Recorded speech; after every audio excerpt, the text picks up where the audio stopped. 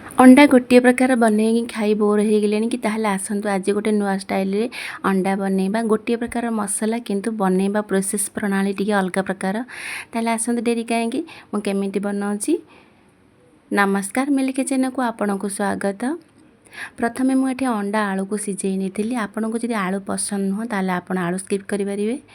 Eighty पियाज अदा रसुण tomato ये सब मु प्रस्तुत कर 5-7टा काजू ए सब को प्रथमे आगे भाजी नवा। ये मु नस्टिक कड़ाई बसई दी तेल गरम हो गला।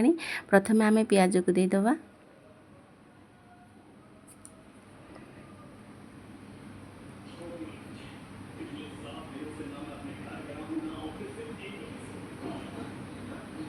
आपको हल्का भाजी हो गला पर आमे बाकी जहाँ अच्छी पकई नवा।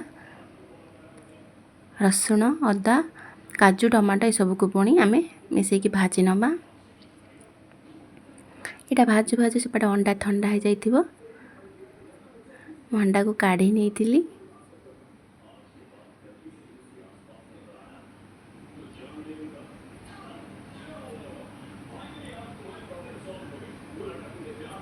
बेटा हो गला आमे गोटे जगह को काढ़ी नवा। ठंडा हला पर आमे ग्राइंडिंग करवा। एटी अंडा चोपा छड़े नहीं ये मो मसला ठंडा हो गला। भी ग्राइंडिंग करदबा। तापर अंडा रे लुण हलदी देके आमे भाजी नवा। आपन जदि मो चैनल रे नुआ अछंती जदि मो वीडियोटी पसंद आसी थाए ताहाले लाइक शेयर सब्सक्राइब करदेबे। बेल आइकन को प्रेस करदेबे जहाँ फल कि मोर नुआ नुआ नोटिफिकेशन आपन पाखे पहुँची जीवो। फेसबुक पेज रे देखुथिले फॉलो तो निश्चय करदेबे।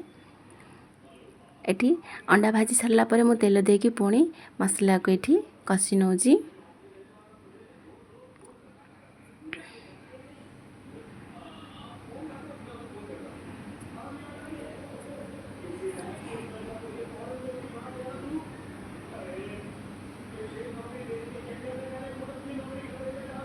इटी आमे हलदी पाउडर देदबा। तापरे घरे बनैथिबा मसला को देदबा।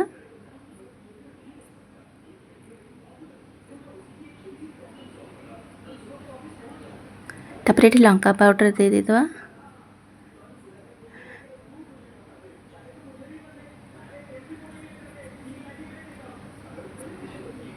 स्वाद अनुसार इटी लुण भी देदबा। बढ़िया भाव में कषि होगला पर आमे सिझा आलू अंडा ये सब जो भाजिकी रखी थी ये कषि नवा।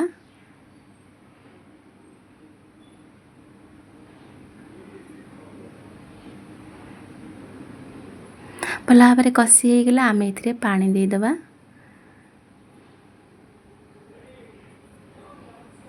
एबे फुटिबा को छाड़दबा। एबे फुटी गलानी तरकारी। एबे तरकारी होगला आमे गरम मसला देकी ओल्लै नबा। आपन चाहिए इथरे धनिया पत्र भी दे पारिबे। जेहेतु मते पसंद न से इथरे धनिया पत्र पकोनी। एबे गरम गरम सर्व कर नबा। ताला जी पे रहउची पुणी आसी आ गोटे रेसिपी नेकी सेतल पर्यंत रहउची। नमस्कार बाय बाय।